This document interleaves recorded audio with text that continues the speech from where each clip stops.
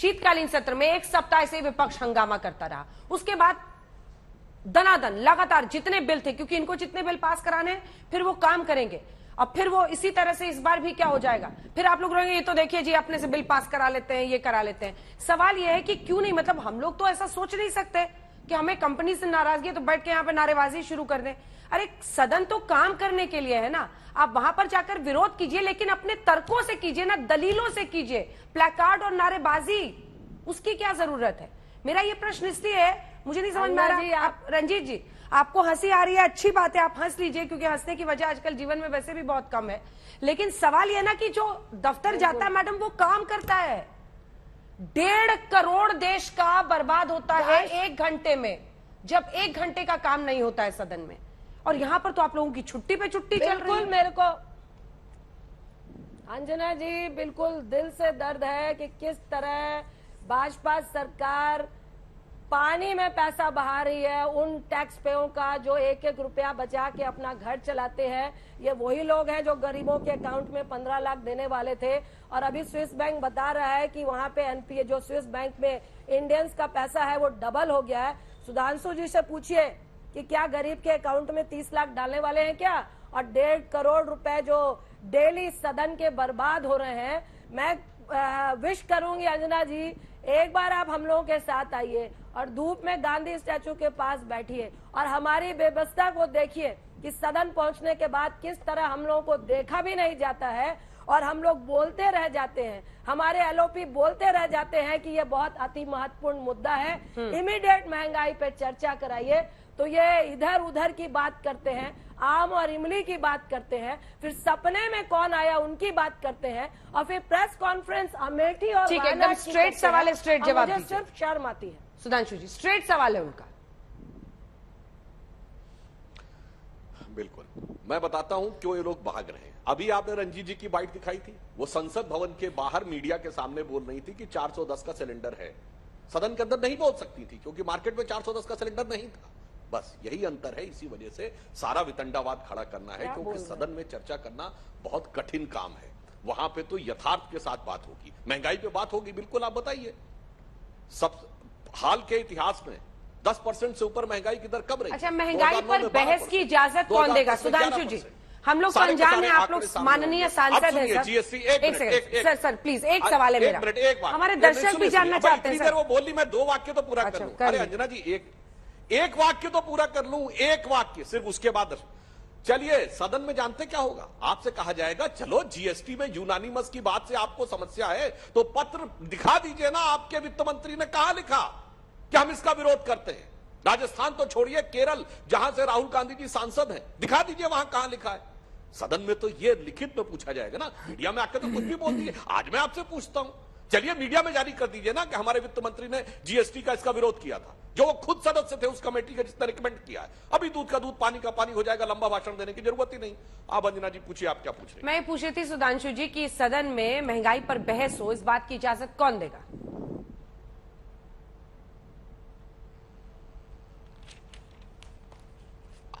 देखिए, ऐसा होता है कि बिजनेस एडवाइजरी कमेटी में चीजें तय होती हैं, प्रायोरिटी के हिसाब से जो बिल पहले हैं वो बिल पास हो जाएंगे, उसके बाद चर्चा होगी। चर्चा में कितनी ईमानदारी है वो मैंने पिछली बार ही बता दिया था कि बजट सत्र में आप कह रहे हैं कि अर्थव्यवस्था पे अलग से चर्चा हो, महंगाई पे अलग से चर्चा हो, और बार बार सभापति कह रहे थे भाई बजट सत्र है, आप सारी अर्थव्यवस्था चर्चा करिए, महंगाई पर चर्चा करिए। किसान बिल के ऊपर 2 बार चर्चा हो चुकी, फिर चर्चा करेंगे। किसान बिल पे चर्चा होनी चाहिए, किस लिए? पहले बिल पर मैं कह रहा हूं, यदि बिजनेस एडवाइजरी कमेटी में इन लोगों ने एक मिनट, एक बात कर दूं। बिजनेस एडवाइजरी कमेटी में जब सब लोग बैठ के चर्चा करते हैं, या तो ये दिखा दें कि इन लोगों ने उसमें आए नहीं, बात ही नहीं किया, या ये दिखा दें कि इन्होंने इस बात को प्रस्तावित किया, विरोध किया। वहां पर तो एजेंडा अलग तय हो जाएगा, फिर सदन में आके हल्ला मचाया जाएगा कि अब 267 नियम के तहत हमने दिया है, और वहां पे जब सभापति का अधिकार है कि अभी इसको स्वीकार नहीं करेंगे, बाद में चर्चा करेंगे, तो तब उसके ऊपर विवाद करना। अन्यथा कह देते हैं ना उसी समय कि हम तो साहब इस बिजनेस एजेंडा पे ही सहमत नहीं है। अब एजेंडा पे तो चुप्पी और बाद में आके बवाल।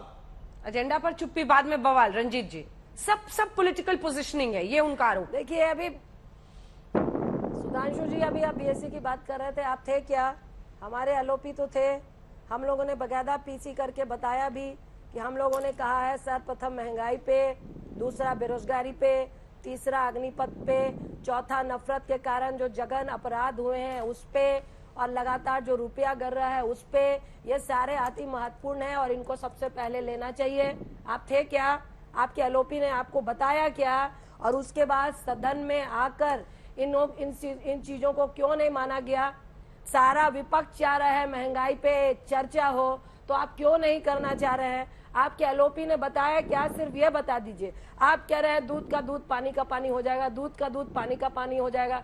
दूध आपको बहुत याद आ रहा है। मुझे भी एहसास है कि आपको स्मृति ईरानी जी को अब 1100 रुपए गैस सिलेंडर हो, दूध महंगा हो, कोई फर्क नहीं पड़ेगा, क्योंकि मुझे मालूम है कि जो ये डबल स्विस बैंक में पैसे हुए हैं, ये 2000 रुपए नोट का कमाल है, ये आपके नोटबंदी का कमाल है।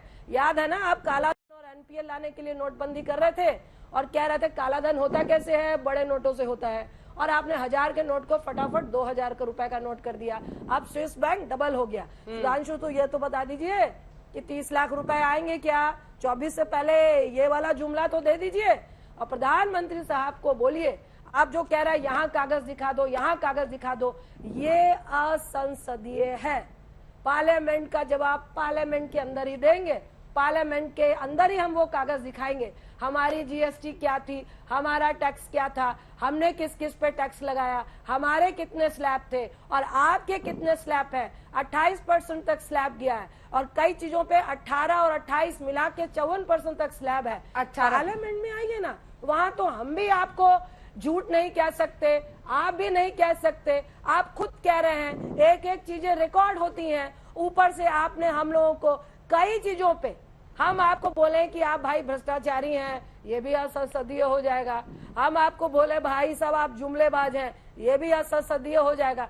हम तैयार हैं, हम और सिविलाइज तरीके से चर्चा करना चाहेंगे, लेकिन आप चर्चा के लिए तैयार तो होइए। इतना क्यों डर रहे हैं सुधांशु भाई? आपके घर में जो काम करने वाली आती होगी उससे आपकी चर्चा तो होती होगी। उन्होंने तो बोला होगा भाई साहब आज तो राज्यसभा में चले गए, लेकिन हम लोग जो डेली दूध, पनीर, छाछ, मैं भी टेनिस खेलने जाती हूँ सुधांशु जी, मैं रियली बता रही हूँ, और हम लोग वो 10 रुपए का मदर डेयरी से छाछ पीते हैं। अमूल नहीं आता आपको, सिर्फ नेस्ले याद था, वो भी 10 रुपए का, वो 12 रुपए होने जा रहा है। तो जरा जाइए, थोड़ा फील्ड में जाइए, आरएसएस और बीजेपी से अलग जाइए और थोड़े नीचे वाले तबकों के पास जाइए और उनकी मजबूरी को समझिए, तब यहाँ आके दूध का दूध और पानी का पानी करिए। 18 बैठकें हुई शीतकालीन सत्र में, 11 बिल आपने पास करा लिए थे सुधांशु जी। अभी तक विपक्ष कहता है कि चर्चा ही नहीं करते किसी बिल पर, फिर ये पास करा लेते हैं। फिर सदन क्या, संसद सदन सारी रिडंडेंट हो जाएगा एक दिन। अभी देखिए रंजीत जी ने ऐसी बात बोली जो किसी भी व्यक्ति को कितनी यथार्थ और हास्यास्पद लग सकती है।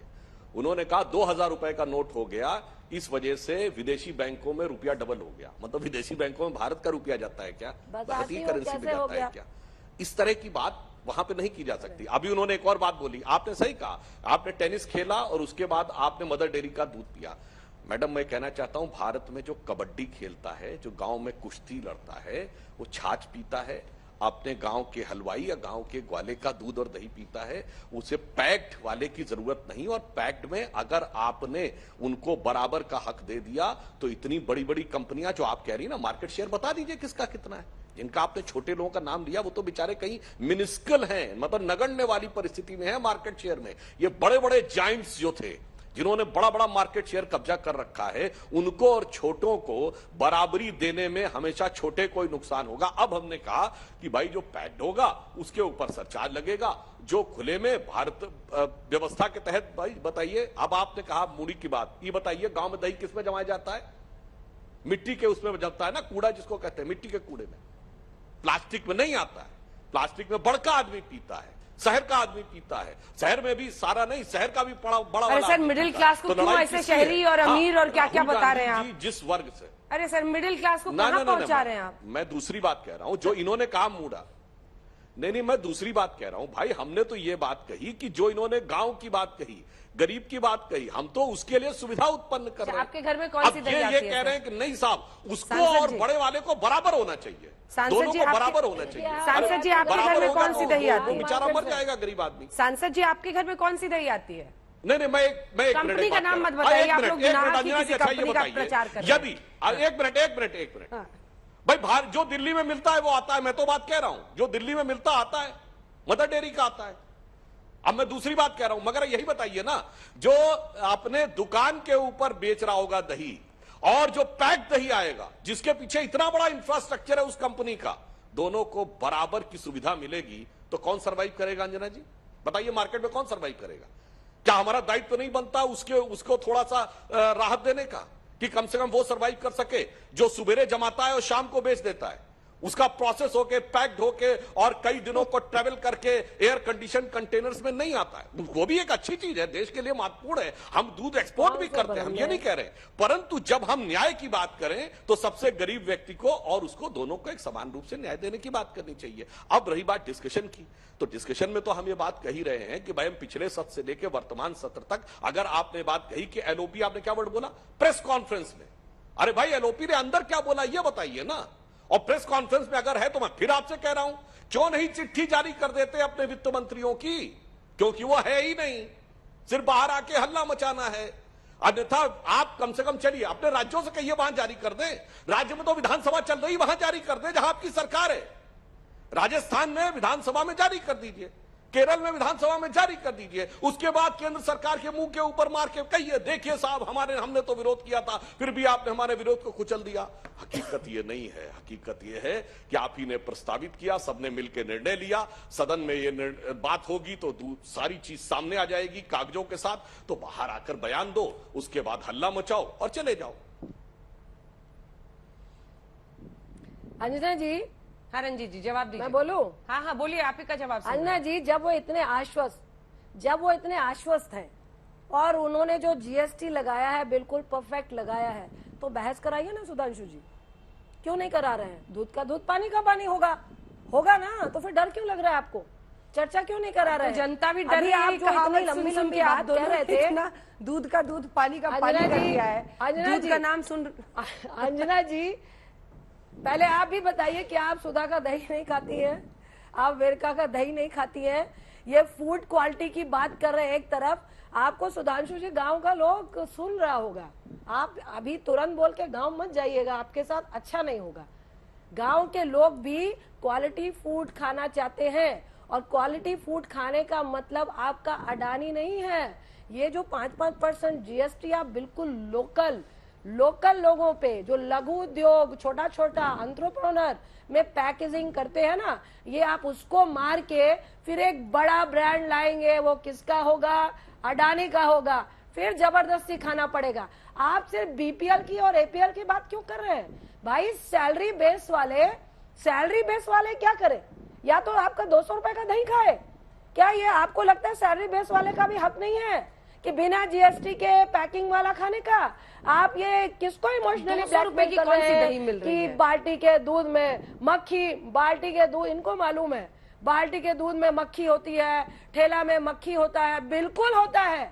और हमारे जैसे लोग चाहते हैं कि गांव में कैंसर नहीं हो, लीवर की बीमारी नहीं हो। मुझे लगता है कि आप सीधा सिर्फ टीवी में आते हैं, आज गांव का लोग भी अवेयर है, वो नहीं चाहता है कि उसका बच्चा बार बार रोड पे, सड़क पे खाजा और समोसा खाए जो बिना पैकिंग के हो, जिसपे आपको एक पन्नी भी नहीं लगाई हो, और फिर उसको जॉन्डिस हो और उसको बिहार से चलकर एम्स आना पड़े और जमीन बेचकर इलाज कराना पड़े। ये मजाक का विषय नहीं है सुधांशु जी, इधर उधर की बात मत करिए। और जब आप इतने कॉन्फिडेंट है ना, आइए पार्लियामेंट में। ठीक है सुधांशु जी, इसका जवाब दीजिए। एक तो कॉन्फिडेंट है तो पार्लियामेंट में आइए, और ये जो नायाब चीजें हम भूलते हैं ना, देखिए सर, ये सिर्फ हंसने की बात नहीं है। बेटर लाइफस्टाइल तो हर कोई एस्पायर करता है ना। बेटर लाइफस्टाइल मतलब साफ सुथरा पैकेज, अच्छा खाना खाए, आप उसी को पर जीएसटी बढ़ाएंगे तो इधर तो वैसे ही टैक्स इतना कट रहा है तनख्वाह पे, उसके बाद मिडिल क्लास की तो तौबा ही तौबा है। अंजना जी एक बात बताइए, अभी जो रंजीत जी ने बोला, जरा इसको रिवाइंड करके दिखाइए, क्या बोला कि समोसा भी ओपन में खाना पड़े जिससे जॉन्डिस हो जाए, तो समोसा भी पैकेज आएगा। आप क्या भाई, ये कौन सी पैकेज्ड कंपनियों के पक्ष में आके आप लोग खड़े हो? अभी आपने ये वाक्य बोला है कि खुला समोसा खाना पड़े जिससे जॉन्डिस हो जाएगा।